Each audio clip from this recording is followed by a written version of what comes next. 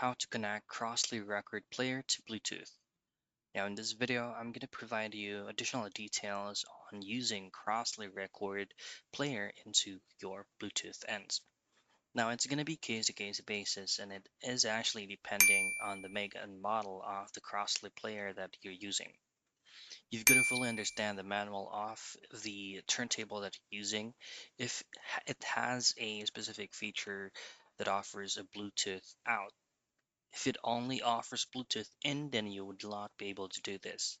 So of course, all you have to do is to check out all the necessary knobs or menus, buttons from the turntables that you have. And all you have to do if you have it on is just to switch the input menu into pairing mode or into Bluetooth or phone out.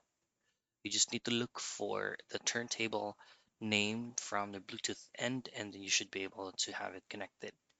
And that's how you connect Crosley record player to Bluetooth.